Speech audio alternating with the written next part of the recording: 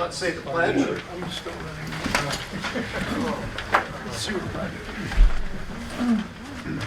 I pledge Allegiance to the flag of the United States of America and to the republic for which it stands, one nation, under God, indivisible, with liberty and justice for all. Welcome everybody. It's a beautiful night, isn't it? In northern Michigan. Will the clerk please take the roll? Here we go. Trustee Pearson. Present. Treasurer Dillay. Present. Trustee Vance. Present. Supervisor Kramer. Here. Clerk Reed's not here. All present. Okay, our first item is a public hearing. Interesting. Oh, I'm sorry. Board member conflict of interest, any? No. No. I have an interest with, I have a home in phase 2, so I will be abstaining from anything in that regard. Right now, we're going to have a public hearing on Wright Real Estate's application for a commercial rehabilitation exemption certificate application to build a laundromat and some retail spaces on Birchfield. Anybody want to step up to the podium? Yes, sir. I'll step up. I've been asked by the Wright LLC to stop and represent them as best I can. I was asked a few years ago to get involved in this project. Hey, can you push the button down and hold it and it'll come on? Could I get your name, please? Your mic isn't on. And I was asked to stop by this meeting and represent the Wright LLC in this application. And I got asked to be involved in this project about 3 years ago to select a site and kind of determine one of the needs that our community have, and this is what is the result. I've been a lifelong resident of this community and feel that there is a need for this. A strong need For a long time. For a long time. Will you be able to stay, so if we have any questions when we get to the agenda item? Yes, I would. Anything else you'd like to say? Thank you for coming. Anyone else? Okay, public hearing is closed. Board members, I'd like to change the agenda as follows. I would like to add Harris-Melvin resolutions at the beginning of old business, because I don't want to hold the family up if that's acceptable. Could you repeat that again? Harris-Melvin resolution as number 8 before the treasurer financial report.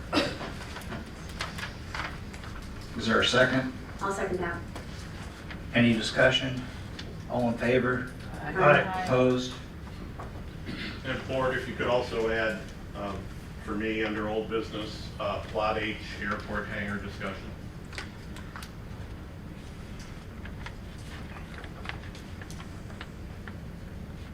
Is there a motion to? You mean D, 8D? 8D, yes. I make that motion. All right. I'll support that. Restate it again, what is it?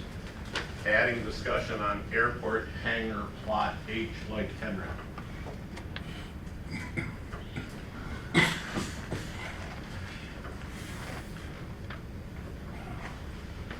All in favor? Aye. Opposed? Motion carries. Public comment on agenda items.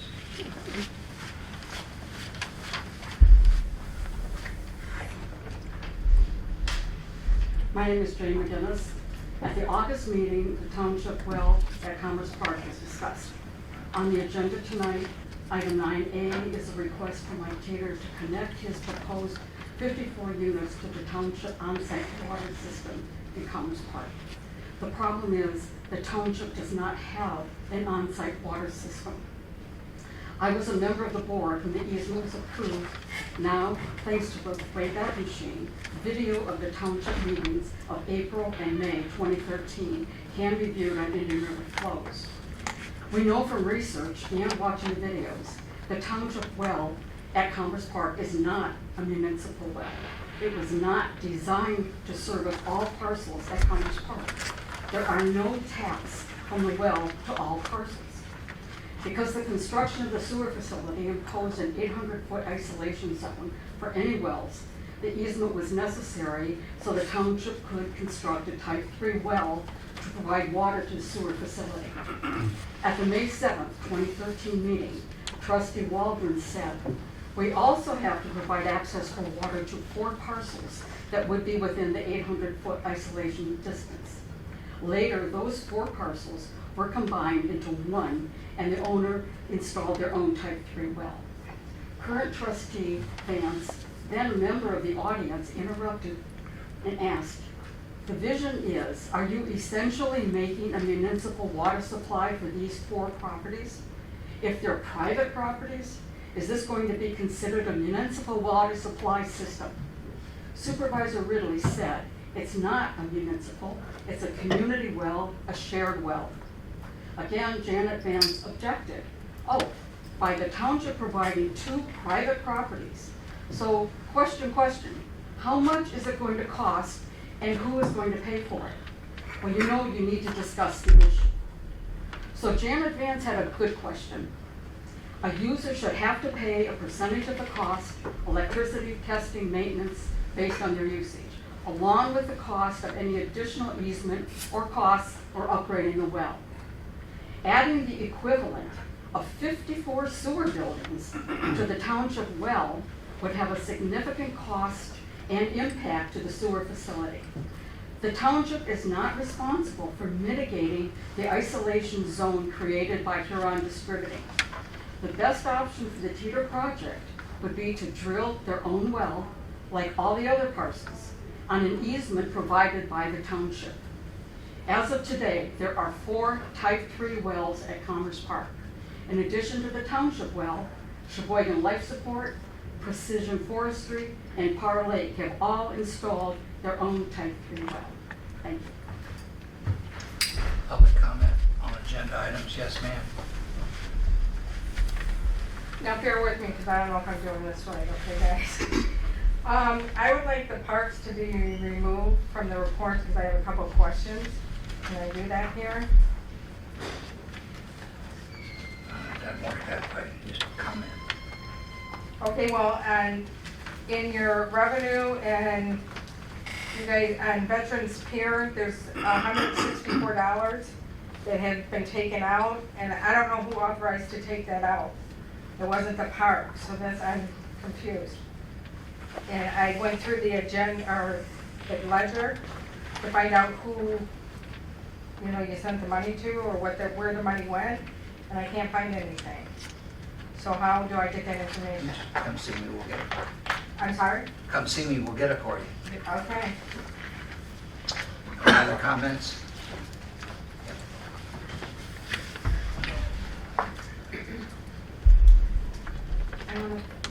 I want to talk about 7E, the road commission agreement. The agreement to assign liabilities, future maintenance, and costs to the township for sidewalk to connect the future Martha Street parking lot in specifics. The second and third paragraphs of the recital says that in conjunction with the streetscape project, the township plans to create a parking lot on the property owned by the township along Martha Street. On May 23rd, there was a motion for the township to apply for a grant or loan from USDA to pull the capital improvement project ahead to 2024. July 18th, there was a motion to authorize the supervisor to bid out the project and award it to the lowest bidder. There also was discussion that the USDA grant/loan was not feasible due to cost for bonds and an environmental study, and it would be less costly to borrow money from the bank, particularly CMB. On August 13th, there was a motion to contract with PEI to provide all the pre-construction work for 12% of the construction costs. There was also a motion to appoint Janice to negotiate the terms of the bank loan. I am requesting that the board table this and stop all work being done on this project until you have obtained a legal opinion on the matter. First, authorization to award to the lowest bidder. The board cannot approve getting unfettered authorization to one board member to do anything. All decisions have to be made by the board at a meeting conducted in public, in the public. No other bids were presented, and Bob didn't have board approval to award the design work to Performance Engineering. The board cannot give something that is not permitted. All bids are required to be reviewed. There was no board approval. Second, the loan is outside the approved budget, and last, it's a violation of law. MCL 41.3 states that only registered electors of the township have the power by a vote to approve debt, and that the township board or a township officer cannot create debt or liability against the township. What appears to be proposed is illegal. And again, I'm going to ask that you guys table this until you get a legal opinion. Thanks. Any other comments?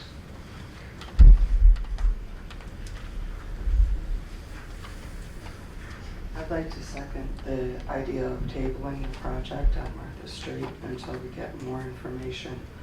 I know that you've had some work done about the design, and we've been talking back and forth about the design. I'm the one that's most affected by where the sidewalk would go there, and I just feel like we're putting the cart before the horse. We just need to slow down a little bit and take a look at all the different aspects of borrowing money that we don't have to do a project in a space where we already have parking lots in town that aren't paved. I feel like if we paved those parking lots, it would be a better use of money if we're going to borrow money to do the project. I've had strong feelings about what it's going to do to my property, and I do agree that if we do put a sidewalk in, it's in the road right away. But in talking with the road commission, if you do put a sidewalk there, they want from the sidewalk paved completely out to the road. So in essence, that would take half of the property in front of my house if you do decide to put a sidewalk at the far edge of the road right away. So it does make a big difference to me personally. And I understand that you want to put a parking lot in that space, but there's a lot of other spaces in town that could benefit from paving that are already parking lots. Thank you. Thank you. Any other comments? Public comment is closed. We'll move to the resolution.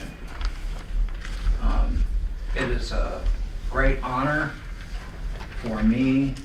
What about the consent agenda? consent Oh, the agenda. consent agenda. I'm sorry. I apologize.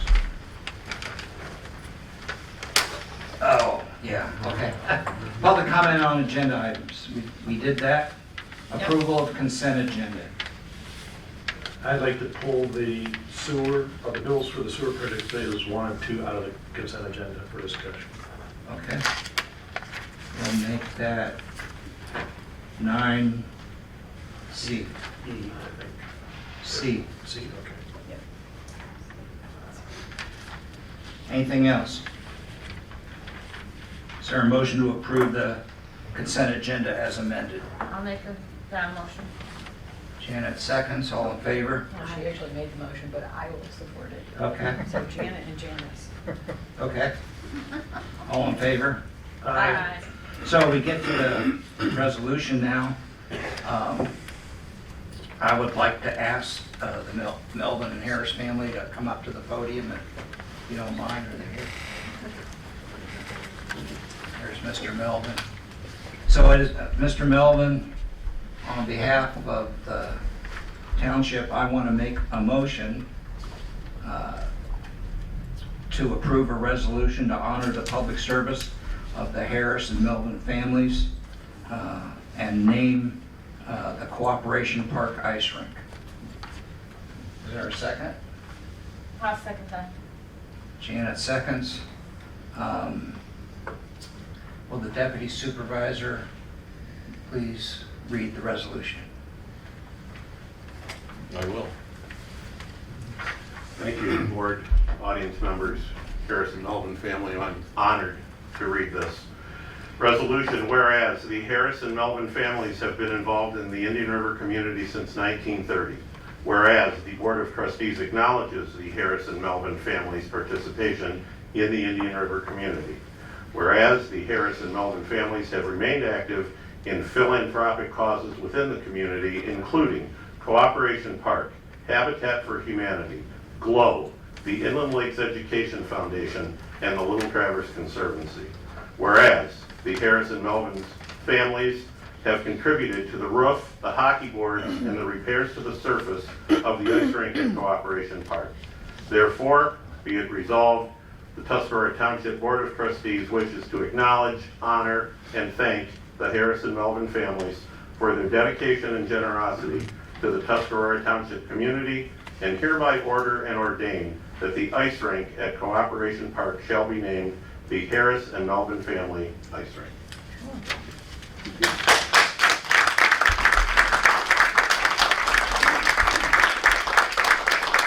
We have a roll call, please. Matt Kramer, Yes. Jay Reedsma, yes. Jan Dillay, Yes. Kim Pearson, Yes. and Jenna Vance. Yes. Motion is, the resolution is declared adopted. And Mr. Melvin, would you like to say a few words? But first, I love the ice rink. Maybe you could start with telling us the story of the ice rink. Okay. So, a few years ago, I was chatting with Jennifer Andrew about some of the needs for Cooperation Park, and one of the things that came up was resurfacing the ice rink. And so we started talking about that, and we looked at the project, and we looked at what was really required. As we got into it, it really didn't make sense to just resurface it. It also, it became very apparent that we weren't getting a lot of good ice time because of the sun melting ice, and that when we took the boards down, we were going to need new boards, and so it just kept snowballing, and one thing led to another, and well, where we're at.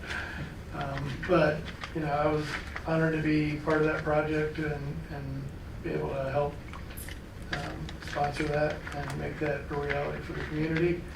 And I think it's been a great addition for the community during the winter. Well, we really appreciate it. Everybody been to our beautiful ice rink, right? And it's a great community event place too. Yeah, and that was part of the idea too, was to be able to do other things and be able to enjoy it more. So, Lobster Fest, etc. Could you tell us about your latest project? Because it's very interesting. A lot of people may or may not know. So for those of you who don't know, we teamed up with Little Traverse Conservancy, and I donated 150 acres of land off of Bennett and Woodmansee over in the Toppinabee area. And that is now a mountain biking park. It's been pretty cool because kids and families and everybody is coming to it. It's actually kind of becoming a destination. I talked to a gentleman there the other day when I was biking. He was like, yeah, I'm on the way up to Copper Harbor. And he goes, I saw this on the map, and I said, oh, I got to stop here in Indian River. And so we stopped, had lunch, and then came up and biked. So hopefully it brings additional tourism to the area and provides another opportunity for exercise and enjoyment out in nature. You can mountain bike there, you can hike there, and there's almost 8 miles and change of trails. So. Well, thank you very much, Mr. Melvin. We really appreciate everything you've done for our community.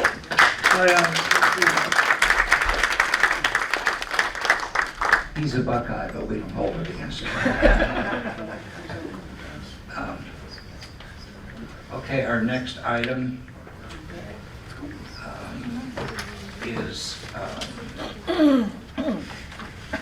treasurer financial report. I'll turn it over to the treasurer. I'm not going to say much tonight. We have a report from Pronexus. They've been working with us to get the account balances in order.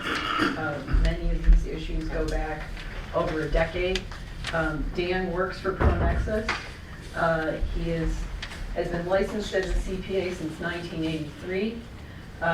He's also a certified fraud examiner, and he has been working with Chris and myself to dive into some of the issues that we've been having and trying to get accounts in a place where we can have a very methodical and quick month-end close and get documents to the auditors with clean balances. So I'm going to turn it over to you, Dan. Well, as we were hired to work with Chris to find a good baseline where we can get the books in a very good order so they can move forward into the future and get past an audit. So our baseline is going to be fiscal year end June 30th, 2024. And we're not done yet, but we're making some progress. There is some things that we holding us up, like there's some land on the books of $1 million that has no backup, and we have no idea how that land, where that land is, how it's divided up. Whether we still own it, or even whether we still own that land. Yes. Right. And there's also the books were not set up in enterprise funds versus governmental funds. And in governmental accounting, you have two types of funds, enterprise and governmental. And so we're in the process of setting up the additional funds needed to bring the books in compliance. And so to be able to be accurate so we can move forward. The one that's always on everyone's mind is cash. We did a bank reconciliation through June. We're going to work on July and August next. And right now the cash was out of balance by positive $53,000, which means the books need $53,000 to reconcile to the bank. So there's more money in the bank than there is on the books. That's always a good thing versus the other way. So Dan, what would you say the biggest challenge has been so far? Well, the biggest challenge was there's been a lot, we call them rocks, where there's accounts carrying the same amount, same dollar amount with no backup year after year. And no one has any idea what happened, why they're on the books. You can't keep carrying rocks forever. So if you have an asset on your books and no one knows what it's about, how it got there, it has to come off. So that was our biggest challenge, and we're still, like I said, we have $1 million in land. We're just trying to figure out what makes that up. And the reason why that's important, because land was sold. Well, when land was sold, what piece of land was sold? We need to know. Even though we're in governmental accounting, where everything is basically, on the governmental side, expense, you still have to have, we call them debt service fund and fixed asset funds in order to make the books balance. So you know, in other words, even though you don't report it as such, I think people would want to know what land was sold and what assets do we have. Even though they're expensed at time of purchase, you want to have an accounting of what assets. How many police cars do we have? I mean that's what's concerned me at first, because there was a lot of these numbers that we're carrying forward that we have no idea why they're on the books. And just to share my experience, recently I've been trying to get the DDA loan from the USDA booked into the system. I have found $1.7 million in draws and $145,000 in principal payments. We book those draws as revenue bond proceeds when we receive them. So this would be akin to taking a loan from the bank and calling it income and not booking the balance on your balance sheet. So on no place in the balance sheet do we know that we actually owe what we owe the USDA. So now I have to call Blake or send Blake an email and ask for an activity statement so that I can get it tied out. But the $1.7 million is going to be an adjustment to the books. We reported it as revenue. It wasn't revenue. It was, we should have booked a loan and a receivable and then received the payments against that receivable so that we knew how much we borrowed, how much we actually received, and how much we owe back to the USDA. That's one tiny little account. And we have 5 pages on the trial balance that have to be reconciled. So I spent about 5 hours on it today and then moved on to other things because it just gets to the point where you can't work on that same thing. We were inconsistent about accruing that revenue. But Chris and Dan and I have a goal to make sure that we get these things buttoned up as far as we can take them in the time that we have left here in these seats. Did you find anything that you think was malicious, Dan? No, Is there money missing? not to my knowledge. Okay. And if anyone has a claim that there is, please come forward and show me. I'd like to see how you can make that statement. If something is missing, show me how you know it's missing. A hunch won't work. And And I have a hunch the Lions are gonna win the Super Bowl, but they still gotta play the game. So, there's hunch, also been a rumor that the money that you're getting paid from ProNexus is enough for you to be convinced to look the other way and cover the tracks of the current board members. Do you have anything to say about that? well, I'd like to talk to the person that said that, because that's a defamation of character and I'd never do that. And like I said, if you think something's missing, show me how you know that. Don't tell me you have a hunch. Yeah, I unfortunately, we have a very healthy rumor mill in this town, and the rumor is that the funds that we have paid ProNexus were significant enough for you to trade 40 years of licensed, unstated career for the people in this room that you hardly know. Well, ProNexus got paid, then ProNexus pays me, and I can show you what they pay me is not enough for me to look the other way. And if someone makes that statement, please come to me personally. So, I just want to make sure I understand, because I'm not a finance guy. Are we or are we not, or did we ever miss or misplace, or were we ever missing $400,000? Well, I can't say ever, because I've only been looking at a few years, Okay. but Say from 2018. I would say from 2020, to my knowledge, I haven't found that. And I know I saw that flyer that was out last month, and it's real simple. If you know there's money missing, please come call me and show me. I will look into it. How about the police department? The rumor mill's still out there that there's $20,000 to $25,000. I thought we solved that last meeting. I thought we did too, but. So, that was solved last meeting. There are people who will not let facts get in the way of a good story that gets them attention. But again, if anyone is aware that something is missing, there is malfeasance, you should have evidence, then come forward with that evidence. And if you don't want to disclose your name, come see me, because I'll do something about it. Well, I have a license to uphold. that's what we're paying you for, right? No, you're paying me to do a baseline, but I have an obligation with my license with the state of Michigan Sure. and my certified fraud examiner's license to come forward and trust me, I have done that in the past. And no one needs to know. I will go directly to the police. If you have sufficient evidence and I find out that is true, someone's gonna have to stand up for that. Okay, so another question, and I know you already answered it, but I was a little confused about the $53,000 debit. Does that mean we lost $53,000? No, it means basically right now, we're reconciling what's in the bank to what's reported on the books, and there's $53,000 more in the bank than there is in the books. Oh, wow. It's probably an error, I mean, because I don't think people would take money out of their 401k and put it into the township. Usually they take it from the township, put it in their 401k.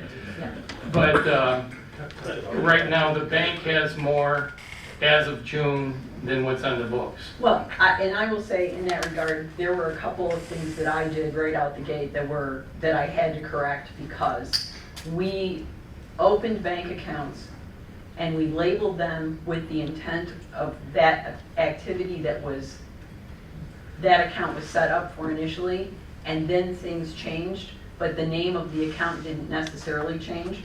So one of the other things that I worked on today was to call the banks to get those accounts renamed so that the next person can look at that bank account statement and have some understanding of what it's actually for. So there have been some corrections in that regard.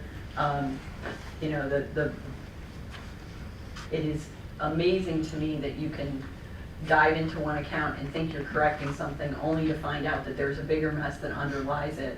So you want to fix that mess first so that you're not creating another one. And I could spend 60 hours a week, and it would take, without Chris's help and certainly without Dan's help, it would take me 5+ years to fix all of this stuff that we've uncovered.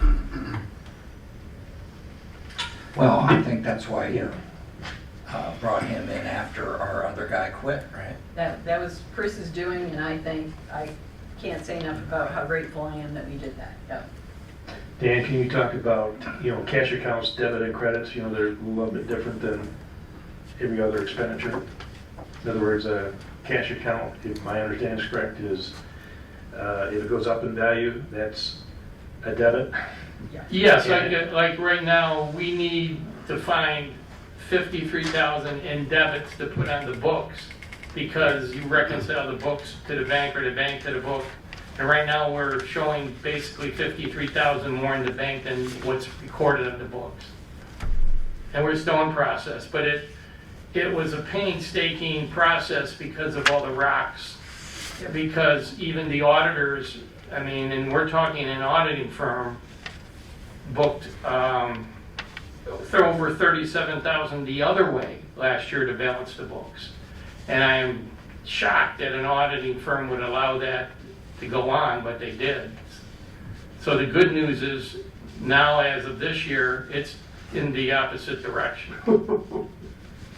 Which tells me they should have spent a little bit more time digging into their reconciling items.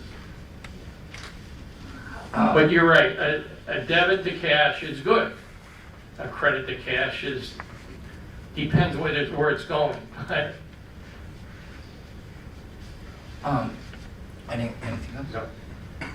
So, I know our objective was, instead of just plogging along, is what I'm hearing, we accelerated the process to try and get the book straight for the next administration, because it would take That is correct. to take like 5 years, literally, to. Like someone said earlier, there's 10 years worth of rocks that have built up over time. And the problem with, unfortunately, I don't mean to slam this industry, but problem with government accounting, we have too much changeover.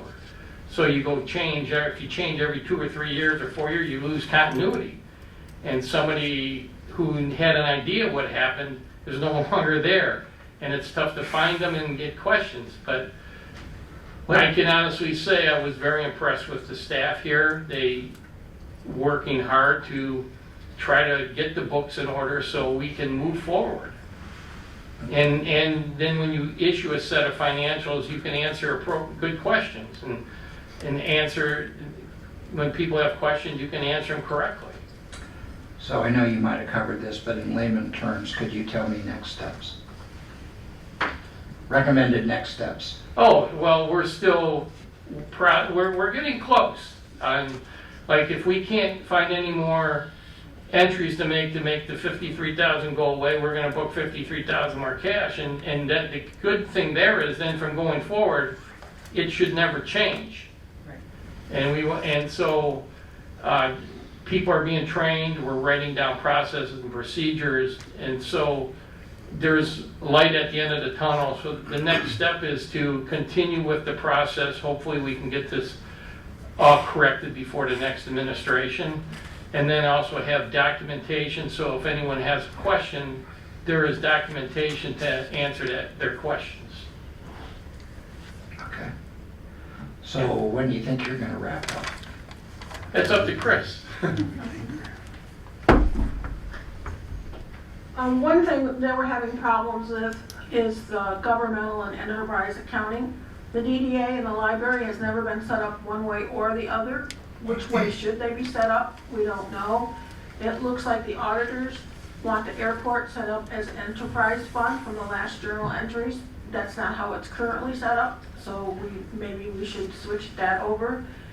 And our auditor's contract is up, so there should be an RFP sent out to find a new auditor, or have the current auditor bid again, whichever.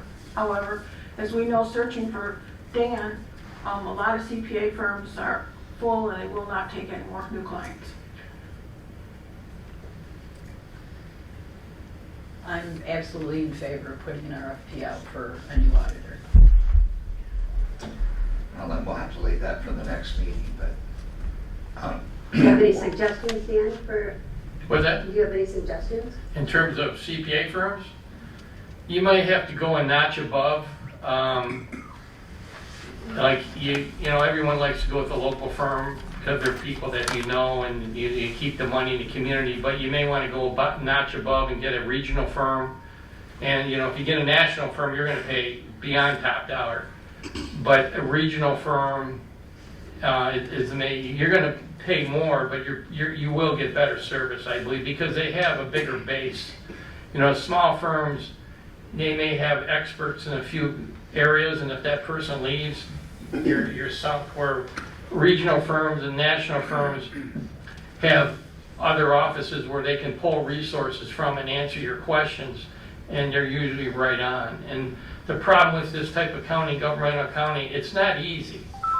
Because you're dealing in funds and you have to reconcile your books on a GAAP basis to a modified accrual basis, which is governmental accounting. And like I said earlier, we're trying to set up two funds, a fixed asset fund and a debt service fund, because they have never been established. But you need to, even though you won't report on them, because when you report, you report on government accounting as just revenue and expenses, and they don't take into consideration current and long term, where these other two funds will. So at least someone can ask a question. Okay, we spent $1 million in debt service, but how much more do we have to make payments for? 10 years, 5 years? Now you can answer that question. You can go right to the debt service fund and say, oh, yes, for this loan, it will expire in 2050. So people now have an understanding each month how much they're going to see hitting the expense account. And I'm shocked the auditing firm did not pick up on that. It's like right now, there's no fixed asset fund, so no depreciation's not hitting the books. They would give the accounting department here depreciation once a year. Well, they didn't even give it to them at the beginning of this fiscal year, so you could project what your depreciation was going to be for the year. And we requested the depreciation schedule because that was the corrective action plan from them last year, and they still at this point have not given me the numbers. but that's only for enterprise funds, right? No, it's for all of them. We've asked for other work papers, and they have been very slow or unresponsive in getting us the work papers so that we can get them set up here and not rely on the auditors to prepare all of these entries. I was told by the auditor last year, 2 years ago, when we were preparing the phase 2 application and we had to do a balance sheet for him, the auditor made it real clear that we're not to book depreciation on funds that are not enterprise funds. You still keep track of them. You don't book them to the enterprise fund like you do for the sewer. The sewer is booked right to it. Yeah, right. Oh, I see. Yeah. You still want to have them, but they don't Yes. go. They don't go on the books. That's the problem with governmental accounting. Yeah. You have GAAP set of books, but what you report on is a modified set of books, and there is a schedule that you reconcile GAAP to modified GAAP, so you make sure you're in sync. So when you buy a police car, you have to make 2 entries. You got to expense it in the police fund, but then you got to put it in the fixed asset fund. So when somebody asks, how many police cars do we have? You can pull that right out and say, here we go. And I can give you the VIN number if need be. I wanted to ask you about this airport business. Why would we have an enterprise fund that's always going to lose money? Your sewer fund's losing money at this point. You still have it as an enterprise. Yeah, but we still are not broke. The airport would be broke in a year. They don't generate enough revenue. They don't generate hardly any revenue. Well, they gave me, what was it? Hangar leases. Yeah, they gave me all the hangar leases for Hangar that. leases. Between the hangar leases and the tie-down fees, I don't think we hit 2,500, do we? Well, the hangar leases, they gave us deferred, I don't have it entered Deferred with me, inflows. inflow of taxes for 25 years, and I don't remember what it came up to. I know I showed it to Jan, and we were like, $125,000, I believe. Something like that. In total deferred revenue from airport hangar fees. which is a fully accrued entry, which usually goes on an enterprise fund, not a governmental fund. Okay. So, when do you think we'll have this wrapped up? Well, we're gonna wrap it up for the audit, whether we're finished or not, because we got a deadline for the audit. So, what will be the deliverables to the new administration? Well, if somebody can tell us what you spent or how you acquired a piece of property for over $1 million in 1999, and you have signed off on it every single year since then with the auditor saying you know what it is, and you still have it, if somebody can come forward with that information, that would help. That would help a lot. And that's the type of problems we keep running into. And just to put a fine point on that, going forward, if you have a balance that you can prove, and you can then track the activity and do work papers for a number of specific accounts. Basically, we want to prove everything on the balance sheet and some of the things on the income statement to use regular accounting jargon. You can't do that if you can't prove your initial balance. So the whole goal of this is to be able to approve the initial balances so that we can go forward and make sure that that the accounting is happening on and check it in a contemporaneous way and close the books at the end of each month. And currently, you say you don't even own a cemetery, let alone 2 of them. And that doesn't scare me as much as all of these unbooked liabilities that are, we just wrote off we reported the money we borrowed as revenue and we report the payments as an expense. You will never be able to keep an Excel worksheet to create a balance sheet outside of an accounting system with the same efficiency or accuracy that you can create it inside the accounting system. And we've just chosen to do this for decades, and it's got to stop. You can't have Eagle, USDA,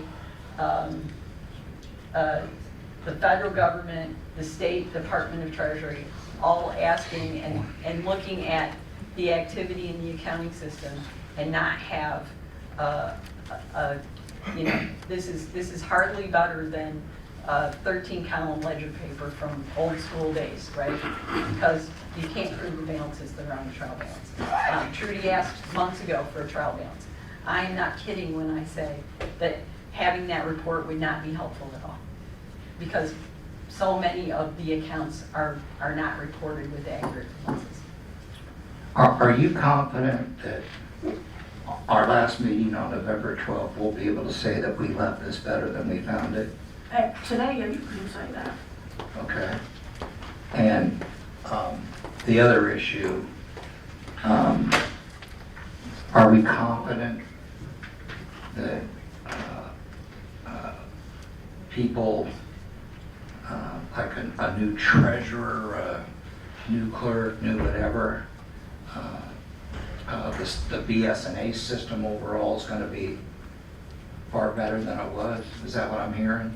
The system's way better. I can honestly say I've been learning for 14, 15, 16 months, and I'm a long ways from knowing the majority of the stuff. And so anybody that's coming in that doesn't have past experience is going to have a hard time. Well, they're going to have a hard time anyway to go into government. So It's a tough system. The, yeah, tell me. the auditor Was that a local auditor that we had? Now he's out of Grand Rapids. Grand Rapids. Was he so he would be considered a regional auditor? I would not consider Gavich regional audit. I mean, in terms of grade, I mean, the auditing firm I believe you have is not a regional firm. They may say they are, but they're not, I don't think. Regional firm would be like Plant Moran. UHY. Yeah, UHY is slowly becoming national, but yeah, they're regional. Yeah, because we need to make sure that in our situation. UHY is, I think, is everyone's favorite. They do a decent job, but you know, it's just what I'm saying. Thank you. So I have a question. I have a question. So getting back to this $53,000, yeah. Getting back to this $53,000 that we're in the good, but we don't know where it came from. If you can't find all of it or even some of it, basically what you're gonna say, what I'm hearing is that you're just gonna reconcile it with whatever the bank tells us we have. Just like if you had a checking account, you didn't find that dime in there, you know, you just say, to heck with it, I've looked for 3 months for that dime and I can't find it. You just say, okay, I trust them. So you just go with that balance that the bank tells you you have. Is that what you're kind of telling me? Yeah, because you don't want to spend $100,000 looking for $50,000. Right. But the good news is, sometimes when you do that, you're like, oh my gosh, I'm down to 40. Here it is. You know, here's it. Yeah. There's something you missed, and it comes out later. Yeah. That's why you do have to. That's why we're talking about a baseline. You do have to get to a point where it's like, you know, I'm spending more money trying to find this than what it's worth. So, Dan, have you seen any of those entries where we just forced things to balance? Oh, yeah. But And where did that normally get buried? And I am using that word. Construction in progress or due to other funds in the construction area. And in my experience as an auditor, due to other funds was the place that we spent most of our time. So, yeah, thank you. Anything, any other questions? I just thank you for your time on this. I thank you all for your time and your effort. I really appreciate you. He's always nice when I come in, and he's always friendly and always explains. I can actually understand what he's saying. So thank you for taking the time to explain it to me in the office all the time. that's what we're here for, and it's not easy, but you just got to follow the trail. And like someone mentioned, what do we expect going forward? And hopefully, I mean, the balance sheet should always be supported with support, so that when you look at a number, what makes up this number? You have support. It's just not numbers on a piece of paper. You click on the number and it'll list everything that's under that number. But you want to see actual invoices. Right. I mean, you want to see hard third-party evidence to support it. Correct. If not, then it's just numbers on a piece of paper. And we all know, and that's what Bernie Madoff did. He just put numbers on a piece of paper. Sounds like we're about in the same boat. Well, I thank you for everything. I really do. I appreciate getting to a point that we can pass on some clean books to the next administration. That's very important. Yeah, I mean... And didn't this go way back to when we first went to BS&A? Oh, yeah. Because that was a really, from everything former board members have told me, and former help, it was an extremely difficult, time-consuming task. Yeah, even in the report, we noted that there were transactions dated in the future. I've never seen that done before. Like 2036? I'm like, wow. Yeah, but people make mistakes, and that was a tough one. Right. I mean, that seems to be the problem. That tool, or BS&A, was very easy to make a mistake on. And we actually saw one where it actually accepted an unbalanced transaction, which is, I don't think of a system on earth that would do that, but they did. Quickly. Anything else? Thank you. Thank you very much. We're going to move along. I guess I'll see you tomorrow. But you have a good crew here. Chris is working her tail off, and it's you're going to see the progress very soon.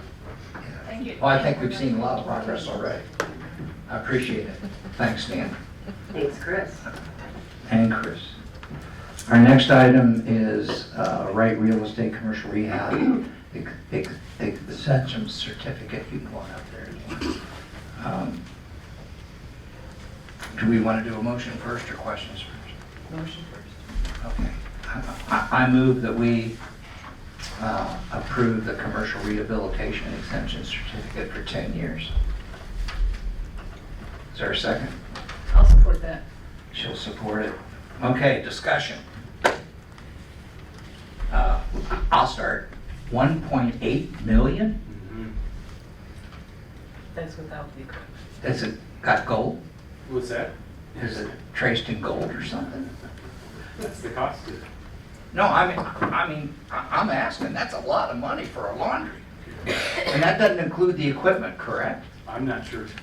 No, it doesn't include the equipment. And I think when I spoke with someone else on Monty's team. Mike they- Design, yeah. Yes. He said that they used $300 per square foot as the baseline for the construction. So that's how they came up with 1.8 million. So if I understand this correctly, in addition to the 1.8 million, we're going to have 20-some dryers, 15 washers just to start, right? And, you know, all the plumbing and all the requirements, all the REU expense, and 2 retail spaces. Right, 1,400 square foot, yeah. Do you have any idea what they might be? As far as 14, no, we do not. We're hoping to get something at least affiliated with the health services industry, possibly being so close to the clinic. And right next to the pharmacy. Correct. Yeah, but when I'm doing laundry, I want my grandkids to stay away from me, so can't you put an arcade Yeah, next door? That's been talked about. Oh, I'm sorry, Jan? I will say that I did get to see some preliminary financials. I did not make it better. I thought that the labor on the report was significantly underestimated. This business, even with an abatement, is a commitment that is being made to the community, not for financial gain. Correct. So to say that in other words, this is not a money-making proposition.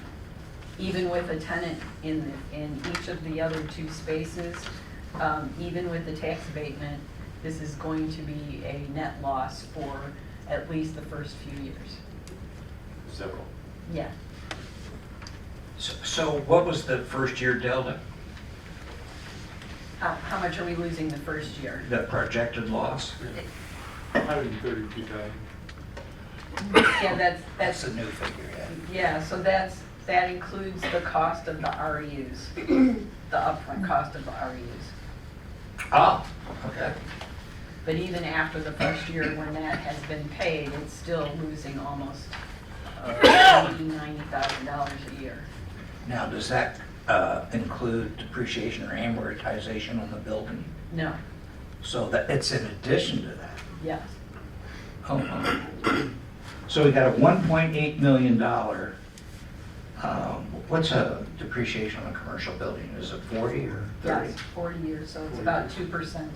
Right, so it's about 2% a year. So that's an additional loss that we're not even talking about. Because buildings don't get better with time, they deteriorate, right? That's why we depreciate them. Yes. So that figure ought to be a heck of a lot higher. What's 2% of 1.8 million? Yeah, we're gonna see that. 10%'s 180, so.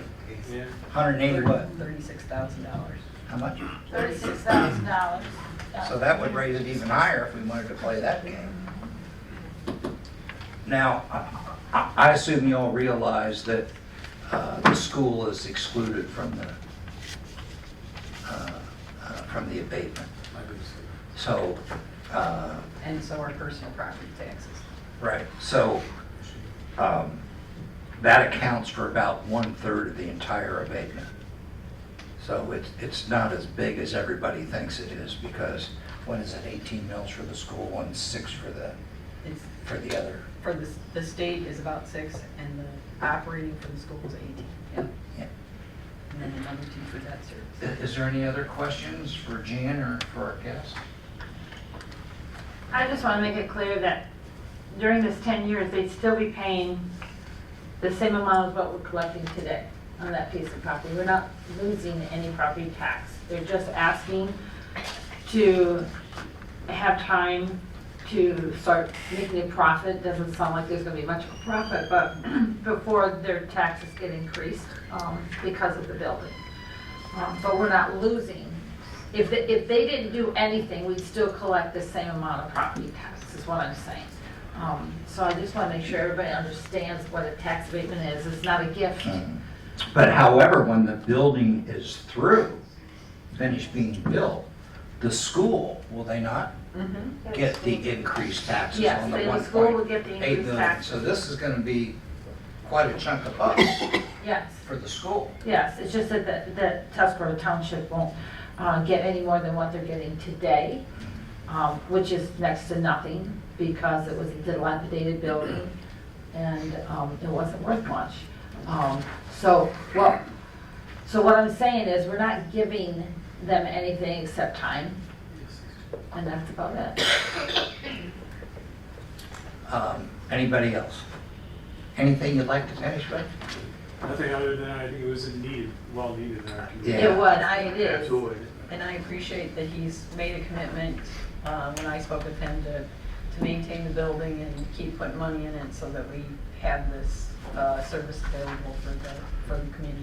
Thank you. Thank you so much. Is there any further board discussion? When's the projected date for it to open? Do we know yet? Yeah, September 25.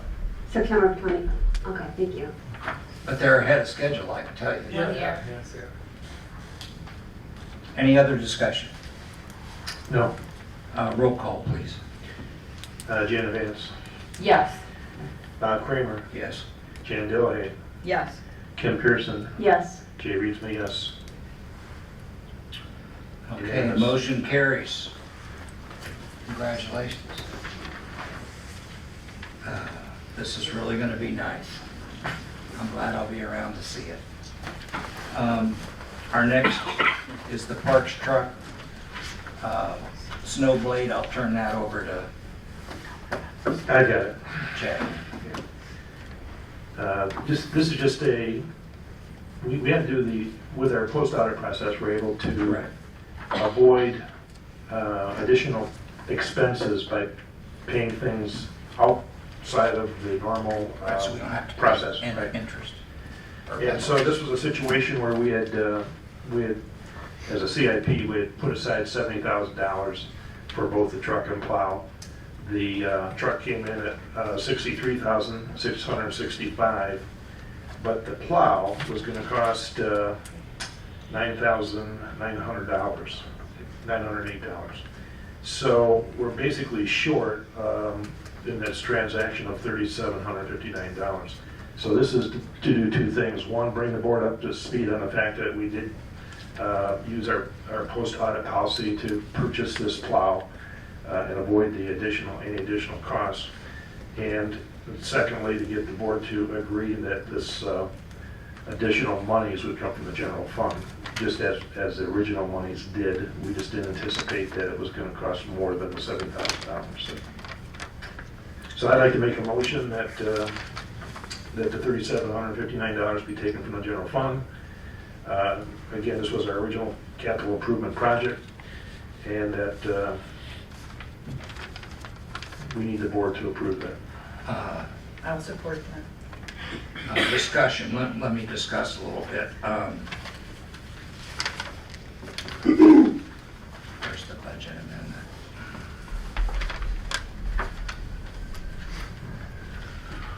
This is one of the last items. Back with the board and paper. Here you go. You got it. So, because we didn't put any money in under the Parks truck in that 900 series you set up, we would need the full $9,908 to be put Correct. in there. And I found some places to do that, but I put it in the budget amendment, which is down the agenda a ways. Right, but you put it in the capital budget amendment, so Right. we're in agreement. Okay. Okay. Any other discussion? No. All in favor? Aye. Aye. Aye. Opposed? Motion carries. Airport. Just an update. I've been negotiating with the Kinswater Estate and Mr. Will Manson, the new prospective hangar owner. We have an agreement in principle. Is he here? Will is here, yes. Stand up. Um, Hi, Will. Welcome. Been very cooperative in moving this along. He's got a great plane, too. He's got a great plane too, yes. One of the few twins there. Kind of loud though. I like it. Yeah, you're not at the on the runway heading. If it's too loud, you're too old. So I'd like to just put some of the details in front of you. We use the same square footage formula that we used for Mr. Lepine's lease, prorated based on his size. It comes out to almost a 50% increase over what the existing lease was, $250 a year. The new one will be $375. That's applying the same, I can't even say dollar per square foot, it truly is cents per square foot calculation that we used with the most recently negotiated lease. $375 per year, new 25-year agreement, freshly dated, whenever it's executed here quickly. Adding the cost of living, the exact same language in the past lease. And it's the board's discretion as to how to handle the signatures. We will be meeting, again, very quickly in the course of the next few days. And that should put this matter to bed. Do we have to vote on that? Well, again, it depends on how detail-oriented you want to be. If you want to see the buyer executed agreement before you vote, or if you're comfortable just taking the meat and potatoes of it, which is the figures, again. So you just gave us the figures. Is there a reason we can't approve it now? Not that I'm aware of, but. Is there any objection to that? No. Could you go over the terms so we have an So understanding? a new 25-year lease, okay, freshly dated as of whatever date we actually execute the documents. The annual lease payment rising from the $250 that the existing Kinswater lease is to $375. So that's a 50% increase. Adding a clause for CPI increases yearly. Again, same language as in the previously negotiated leases. Our goal is to make these as universal and consistent as we can. The language will be as universal and consistent as possible. The only thing we're going to do is make sure the legals are correct. Mr. Lepine's lease is for 2 plots, much bigger square footage. He's paying a much higher monthly rate, but we're using the same formula. So that formula equates to $375 a year for the next 25 years. Add the CPI, all the other language remains the same. Is that CPIU? It is CPIU. Is there a motion? I'll make that motion. What motion? Motion to accept the terms of that Ron described.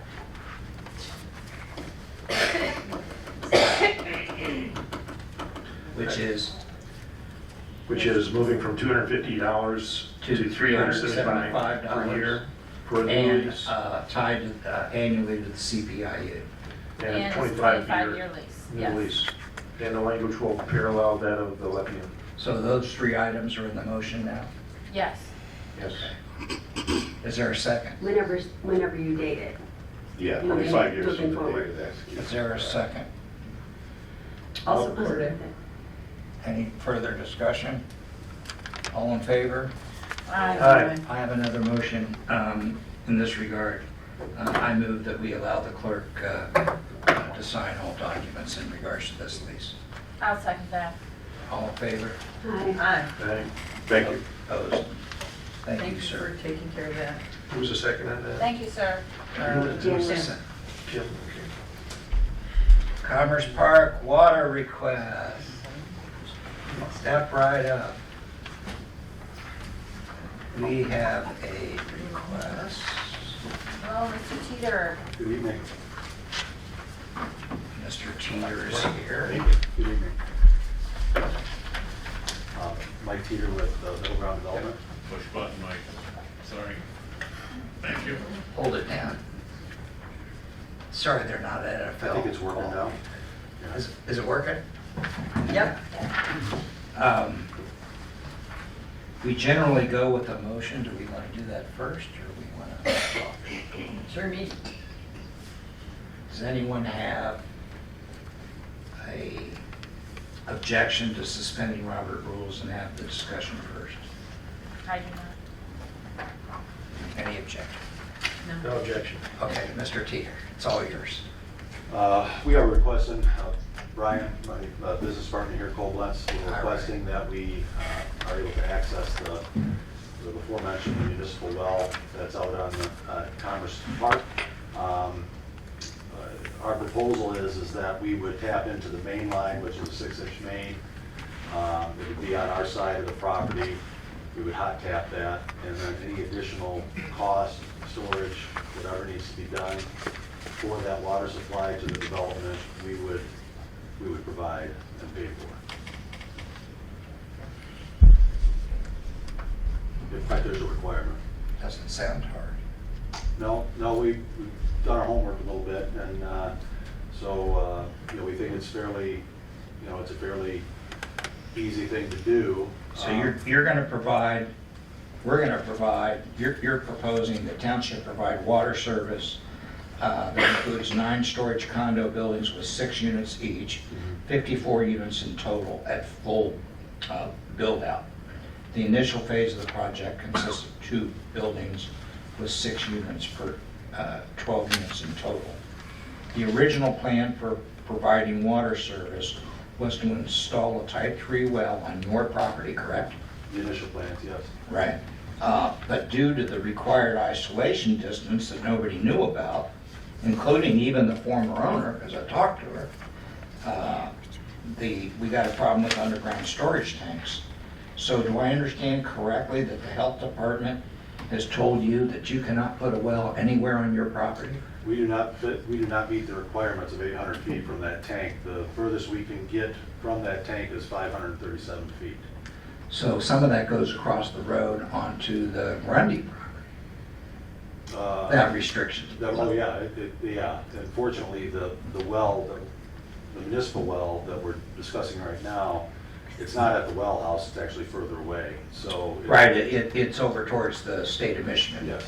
Property, and then it runs from one side of the property to the other to the well house. That's correct. So the well is not in that house. Right. Which had me confused for a while. So the preferred alternative by the health department. So this is something that Kyle came up with. Yes, it is. We've met with Kyle. Numerous times, is that? Numerous times. We were actually up here yesterday. And so we've had a lot of windshield time right now, driving back and forth. But we were here yesterday and had a meeting with Kyle. Can you explain the usage of these buildings so everybody understands that? I don't think none of them are residential or anything like that. No. Our original plan, we wanted to do residential, but because of the water supply and fire suppression, we can't do that. Okay, so we went strictly with storage condominiums, meaning that it's an industrial zone. Okay, but the majority of the use is going to be storage. Most of the people will store their RVs, their boats, and whatever.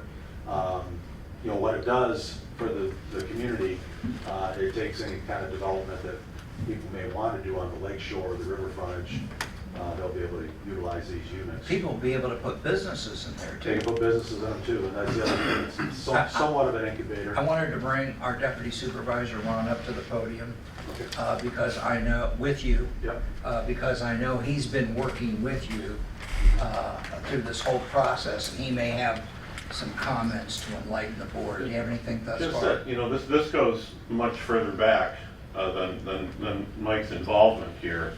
In April, May, and June of '23, I first started dealing with Kyle on similar matters, not this specific, but trying to actually nail down some of the permitting that went on previously. And without getting into too many details, and Mrs. McGinnis's comments were basically correct, that when the back lots were sold, they were known to be within this safety zone, the 800-foot safety zone. So there were accommodations made at that point, contractual accommodations, to provide water to those backlots from our well. Those contracts expired without ever being executed because the land was resold. The original owners of those back parcels was Awakon Credit Union with their intention of putting a headquarters building there. When they decided to sell that property, those contracts, which were between the township and Awakon, became void. So that's a separate issue than Mr. Teeter's facing, because those underground storage tanks, and again, this is second and third hand information from me that I received. The problem is that those tanks, while they're required to be registered, and they are in fact registered, they don't show up in the registry. So when someone would be doing due diligence, they could meet that obligation and still miss those tanks. And frankly, that's what happened here. So, you know, the accommodation that's being asked, I think, is reasonable. The township previously contractually entered into such an obligation in, you know, the early days of the Commerce Park. I believe those dates were from 2003, if I remember correctly. I do have the records. So Kyle's been very cooperative with us. He had some of the documentation that we didn't have. We had some documentation that he didn't have. But this seems like a very straightforward, simple, effective way that everybody comes out of this winter. And I'm not blind to the fact that Mr. Teeter and his company have already got about $3 million into this project. Is that about right? Isn't the total price going to be between 17 and 19 million?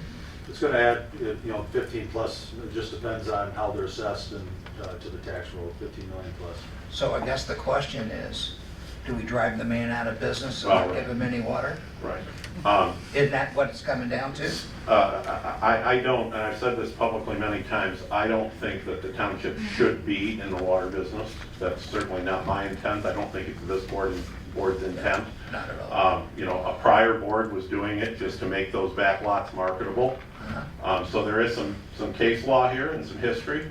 I don't think that what's being asked is unreasonable, especially with the fact that he's already on the record as saying he's covering the costs.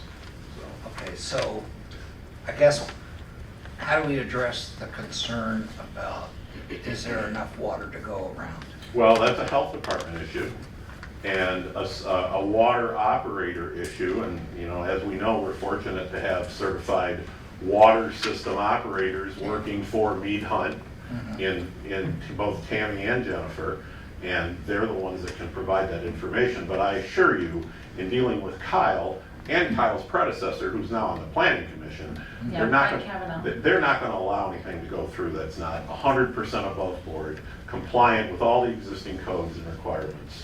And from everything that I've heard, the capacity is there not only for his 54 buildings, but for others who might want to hook up. Again, not my idea, not my suggestion, not even inferring that that's the way we go, but I think the capacity, and again, I'm not an engineer, but I think the capacity is already in the system. That's a 6-inch well. It's a 6-inch well. I believe it's 150 gallon a minute well. And That'd be correct. wasn't Tammy's estimate like 25% or less of that? Oh yeah, way less. Yeah, way less. The reason the reason the well exists to begin with is to service the processing plant. They're the only tenant, the only benefactor of that well, the only user is our plant. I remember that. And they will continue to be by far the biggest capacity user. Did we find the 1-inch pipes? I can't speak to that. I don't know. I guess that's a Tammy question. It's a Tammy question, and it's as you said, somebody's got to open the manhole and look down there. Yeah, but 1 inch is not going to do. Again, No, Kyle said 1 inch. never belonged to the. It's got to be 2 inch, right? For what line? From the well house to To you. you. Probably need two. No, it's a 6-inch, it's a 6-inch C900 main, and we're gonna hot tap it and run a 2-inch off. Have you confirmed that it's actually there? Yeah, that's what I said, Have 2 you inch. confirmed that it's actually physically in the ground, because that's what some of the questions were. It shows on a print. I understand that. So no, I we have understand that. never seen it with our own eyes. We've never seen it with our We're- eyes. We're relying So on then we the can't drawings answer that that. are- So, Mr. Teeter, just to make this clear, you bought this property thinking that you'd put in your own lot because you were with, outside of that safety zone. Then you found out that there was these mystery tanks that were registered but not on the registry, which made your property ineligible to have its own well. Correct. And so now you're saying, I didn't know, when no one knew this, when you bought the property, everybody assumed everything was kosher, and then you find this after the fact. We did our diligence before we bought the Yes. property. Yeah. So really, this is your only option at this time. Yeah, we've been assured that the usage that we're gonna put on is not going to tax that well. In fact, it's probably gonna benefit that well to have more use of than what it's currently doing right now. Right. And we're a low impact, and then when we first met with the board, and I told you they're a very low impact use, so we may have 54 units, but at any given time, there might be only 3 cars there, okay? Yeah, So- it's not like there's gonna be 54 Right. toilets being used at the same time. Well, we would have to put you on a meter. Yeah, We're gonna provide the meter and everything. No, we So- have meters. No, we have to provide the meter Yeah, by our ordinance, but we have them. okay, and we can, we'll hot tap, come out, and then have a meter house not a house, but a meter well by the road, so okay. that it's easy accessible. Yeah, but this is like of no fault of your own or due diligence or So, anything so like that. what you're asking for, if I read this correctly, you are requesting a letter of declaration of acceptance from Tuscarora Township to the health department, correct? Yeah, we're requesting to hook up to the water there, but also. the But I letter- think you're asking for a letter Letter, from this board yes. to Kyle, to the health department, Yeah. stating that we are willing to provide The connection.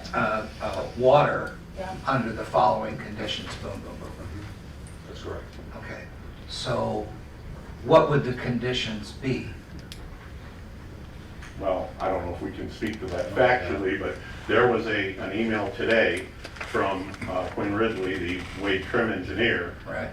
putting this ball in motion, and assuming that the board gives them their authority, their approval letter, then it goes to Kyle, and between Kyle and Cammie, they work out the details to make sure that everything is compliant. So they will come up with the So, conditions as well. yeah, I would think the conditions would be by them, not by us. Well, we have to have some financial conditions. And I believe that Ms. Gall is already researching some of that, so, Yeah, she's done. okay. Board, Tammy researched all this, sent it to me, and we were looking, as you know, on the metered side, right? These municipalities charge anywhere from $3 to $7 a gallon. For 100 gallons. 100 For gallons. 100 gallons. Yeah, that's a little expensive. Per 100 gallons, Yeah. not per gallon. Oh, yeah, 3 cents to 7 cents a gallon. Right now, we're charging 2.1. Oh, for sewer? Yeah. So, and of course, most of these municipalities break up, half water, half sewer. But I think that's overkill because if I understand it, correct me if I'm wrong, Ron, the only expense to the township is the testing of the well quarterly and any maintenance. And the electricity to run it, And, right, that may increase by an infinitesimal amount, be based on your gallon usage. so, And the cost of the new water ordinance? I don't, well, we can discuss that, but I believe from the people I've talked to, because we're only doing it to one person, we don't need an ordinance, we just need a contract. Okay. An agreement and a contract. but that's an attorney question. In fact, I think Kyle said we should avoid an ordinance, but I don't want to put words in his mouth. And what kind of maintenance would there be? Like, would we have to, Quarterly testing, yeah, but and I mean if besides that, there was a leak. if so if there was a leak. You know, like one of the fittings go between our well house and Wendy's. Well, if the pump goes, you know, that would be an Yeah. expense. Yeah, or if the pump goes. How much is it pump? Well, see, the reason that we want a meter is because I know, I understand that part. if something goes, You can prorate the we can bills. prorate the costs. But if we charge enough, we should have money set aside for that, just like we do for everything else, is what I'm thinking. So, you have 2 REUs already for the buildings you're building. So that's, you already paid for one, that's $8,000. You gotta buy another one, so you gotta write us a check for $8,000. When you hook up, there's gonna be 2 REUs at $87 a quarter plus 2.1 cents per gallon. So within that confine, the board would have to decide, correct me if I'm wrong, how much we would, if we decide to do this, how much are we gonna charge Mr. Teeter for water? To cover our costs, Right. with a little bit extra to set aside for, You go into escrow fund Maintenance. for that maintenance. yeah, something like that. And testing. How And far what do away you do you think you are from hookup? Completion Too of those first complicated. 2 buildings. It's all on. Say, Brian. 6 weeks. Yeah. So, We'll be done with both those buildings by the end of October, first 2 weeks in November. so, you know, what I'm thinking is, we could have a contract with them if this is what the board wants. And we could say, in addition to the metered REU's rate, you must pay X additional per gallon. And then we figure out what it would cost to charge that gallon to cover our cost. Does that make any sense? Makes sense. The only thing is we gotta figure out what that cents per gallon is, so. Well, And then we have to figure out how to set it up in BSNA so that it. Enterprise fund. oh, we don't need another enterprise. Do you have any suggestions? No, I mean, we're more than willing to work with everybody. That you will pay all the costs to run the line and Yeah, drill, and drill under the road? Yeah, we've already got that covered, yeah. I'm in favor of the process in principle. You just need to work out the billing details. Okay, and how would we do that? I think we could work with Kyle. He'd be more familiar with the Kyle cost. and Tim. So, Yeah. would it work if the board is in agreement that we make a motion to prepare this letter So you can give them the letter at a rate to be determined. at a rate to be, I believe the health department just wants to know that the intent is there to allow the hookup, so they can go forward. Yeah, it just says We're that they somewhat want at a the letter of proverbial acceptance. chicken and egg impasse, where we stand right now, where we can't. you can't move forward till We you can't get move this further letter. with the county to solidify the design and anything else that goes into that and know ultimately what this looks like until we have it from you. We're not going into your well house and looking at your equipment and evaluating if there's anything needed there. Kyle can only give us so many conditional answers, and we're willing, if there's a quarterly cost, this contract can be really, really simple. If you guys have costs, Absolutely. if you guys have costs associated with the testing, bill us the cost. We'll pay the cost of the testing and give us a rate of 4 or 5 cents a gallon that falls within a reasonable range of what other people are charging, that's which right, is yeah. which is essentially That- your that- electricity. Yeah, that's, Right. That's probably at a 4 or lot. 5 cents a gallon would be way too Right, high. but I'm saying, Yeah. she said anywhere between 3 and 7, so pick a number. Pick. Well, we could do with the VA clinic that you pay all expenses for the first year until we get Base. a base meter rate. We're doing that for the VA clinic. Perfect. So in other words, we gave them 6 REUs, we're monitoring their flows, and 1 year later, we renegotiate. We would happily have drilled our own well if we could. We weren't Absolutely. looking- We weren't looking for any financial benefit from the township. No, I agree. We told you when we first met you, we came here to be good neighbors. Yeah. We wanted to build a product that was gonna be good for the community, good for the people who have homes here, people who have businesses here. And we're not looking to have you guys fund any part of this. We will take care of the cost of it, but we can't move forward until we get a letter from you, and then we can work with Kyle. So the letter, and right, the letter of intent Well, agree in principle. is Tuscarora agrees in principle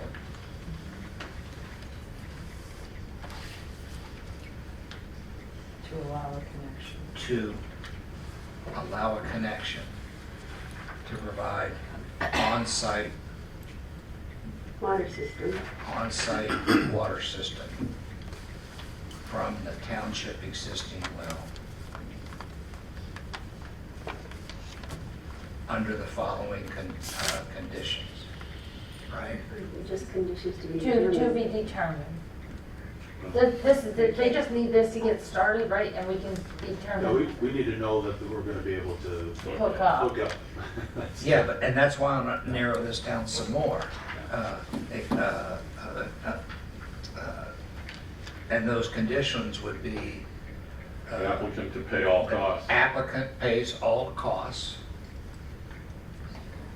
including ongoing testing and maintenance. ongoing maintenance and testing.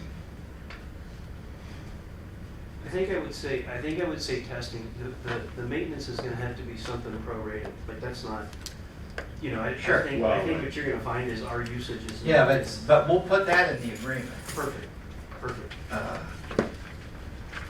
With a mutually negotiated agreement. Would that get us started? And then you all come back with an agreement for the next meeting? So does the agreement have to come to the next meeting and get approved? I would say, because it's a contract. If you're really time sensitive, we can always do a special meeting. Yeah, we can do a special. Yeah, we do a special meeting. We're up against it time-wise. But you can do Just a to be letter able to get our tonight. certificate of Right, occupancy. that's the hearing board's intent is to provide a letter. A letter of intent.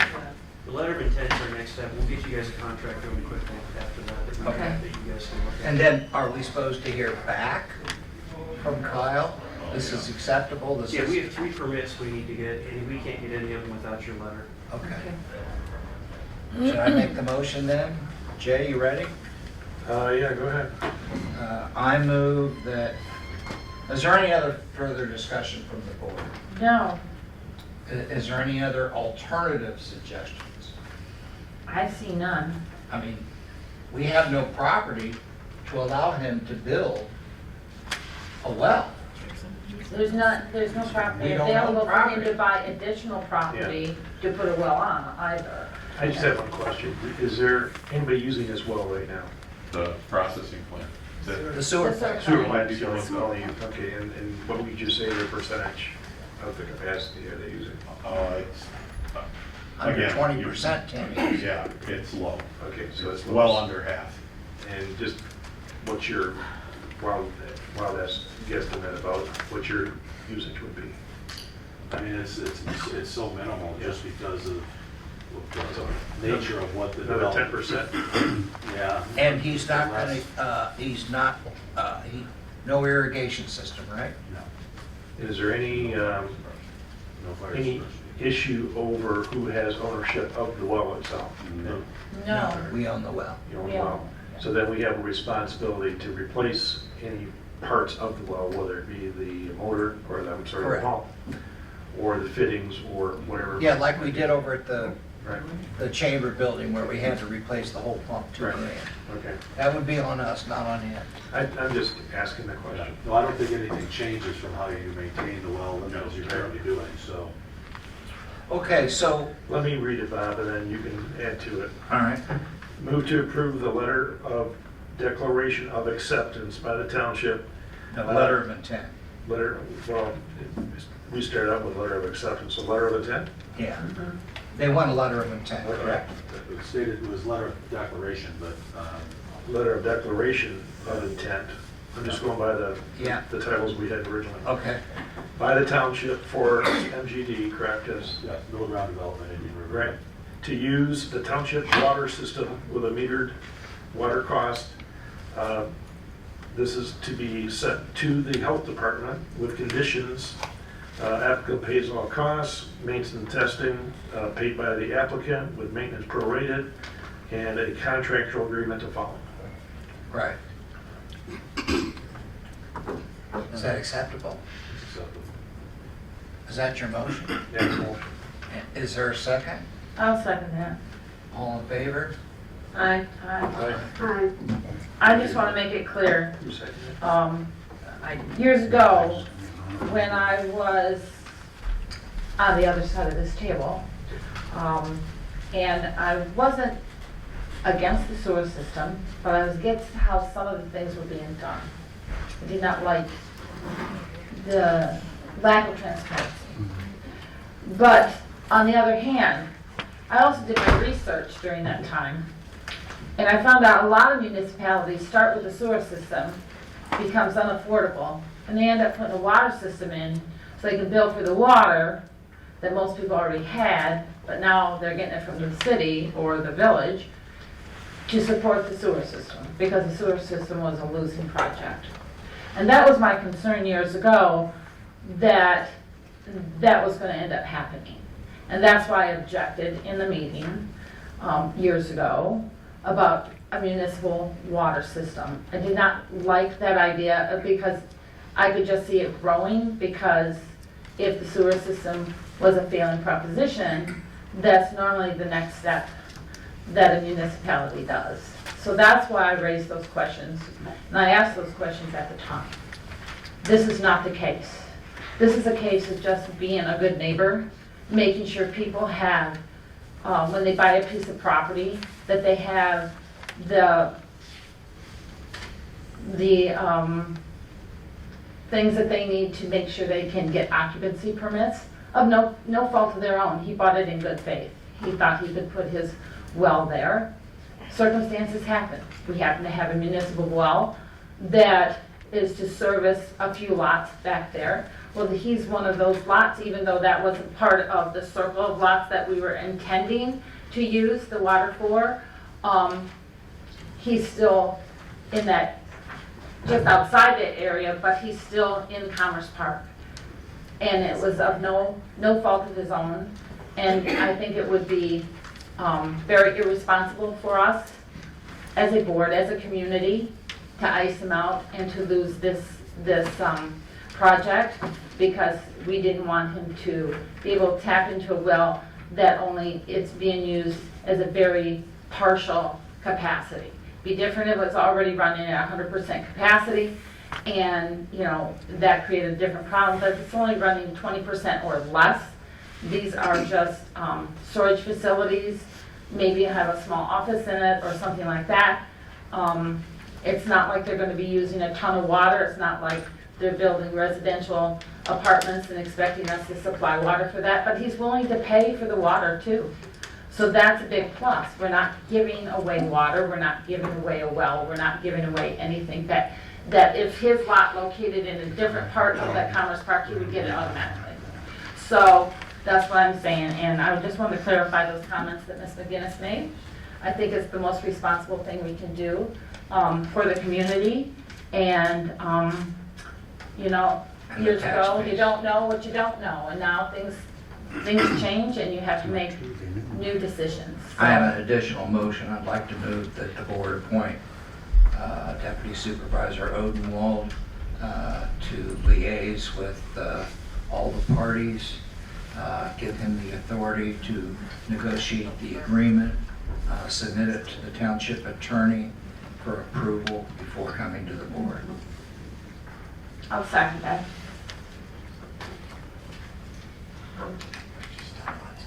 We did vote on the first motion, didn't we? Yes. Sorry. I was writing, sorry. That's why I It's asked hard the to keep question. up sometimes on those minutes. Yeah. So we need to vote on it? Yeah, yeah, you got it? All in favor? Aye. Aye. Opposed? Motion passes. Budget adjustments. So, we wanted to take care of,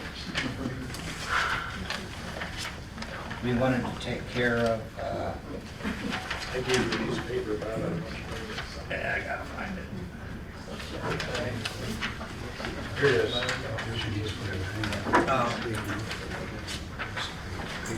So, on your sheet here, we needed to add $9,908 to the CIP Parks Truck Fund.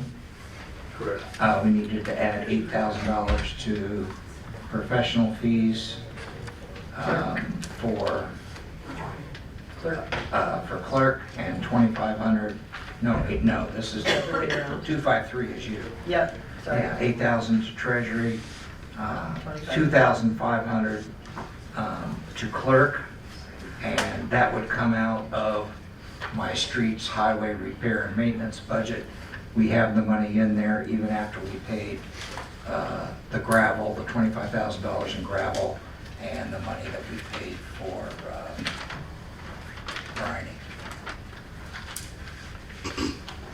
Is there a motion to approve I would make a motion to approve the budget adjustments as stated. amendments? Yes. Amendments. Is there a second? I'll support that. Any discussion? All in favor? Aye. Opposed? Motion passes. Sewer bills. I'll turn this over to Jay, and I've got to abstain. So in the board packet, we had a number of different invoices for Phase 2 related costs. I put together a summary sheet to try to make sense of how all those play together and what's been paid, what hasn't, and what the total amount of money that we're talking about in terms of our sewer payments.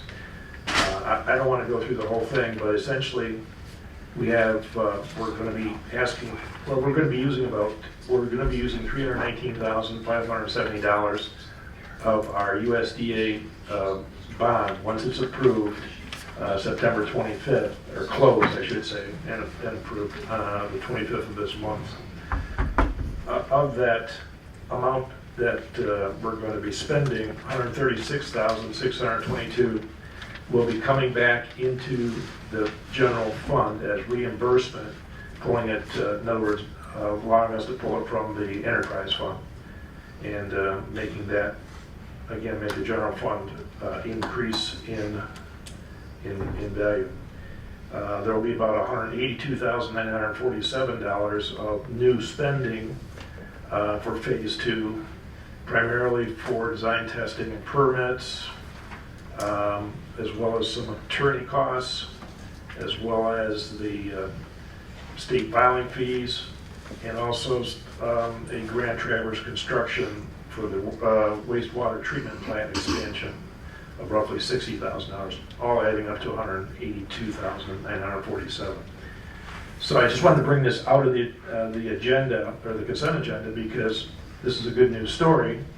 We're starting to reimburse ourselves for the money spent out of the general fund, number one. Number two, we're now spending money out of the loan as opposed to using the general fund to expense the sewer system. So it's, any questions? And we're going to need a motion to pay the bills here, so. Now that I've pulled it out of the consent agenda. Thank you for laying that all out, because it was very confusing. So you want a motion to pay the general fund back and to allow me to disperse the money from the construction fund Phase 2? Yes. Did you make that motion? After closing. After closing on Yes. September 25th, yes. So I move that after the remote close on September, that is currently scheduled for September 25th, that we reimburse the township $136,622.75 for costs that the township has advanced and to approve the $182,947.60 of additional construction costs to be paid directly from the Phase 2 sewer construction fund. I'll second that. Or did you get? Reach my seconds. I got the pens. That's it. You need to vote. We need a vote. We need a roll call vote or? No, we can just do it. All right, voice vote. All in favor? Aye. Aye. Now, do you need another, Kramer abstains. Yep. do you need another motion for like, phase 1, since we've already closed on that? Because this was contingent on closing of the. Well, the interesting thing about dispersing funds from that construction account is that the USDA expects it to be dispersed immediately. And vacations, illness, et cetera, are not acceptable delays.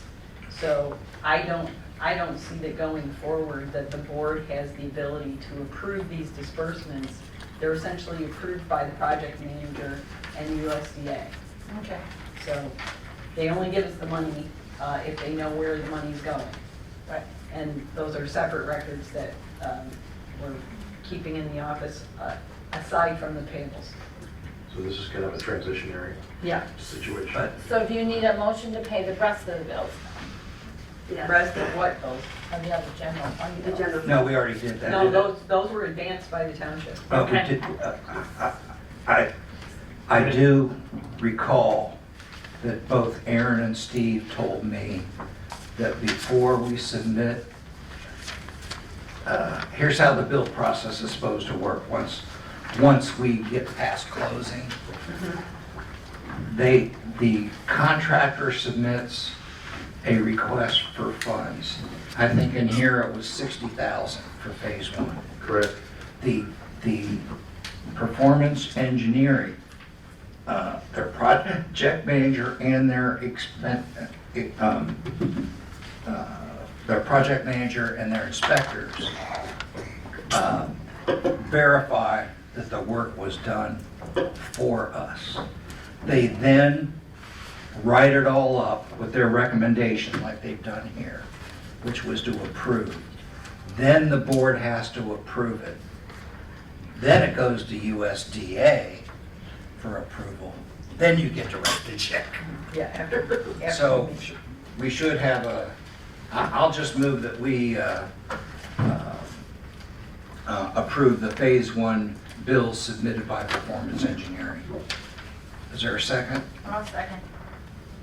All in favor? Aye. Opposed? Motion passes. Okay, anything else? Public comment?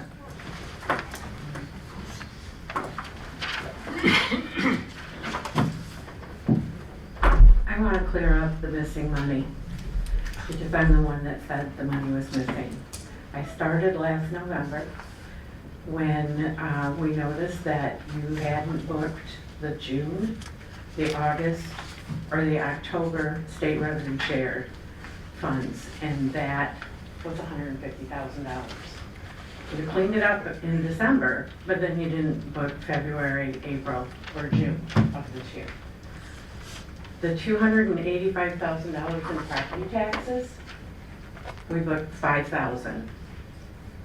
So you have GL lines for property taxes and for state revenue share that were not being updated as money was coming in. That's the missing money. If it's not where it belongs, where is it? So I'm gonna explain this again.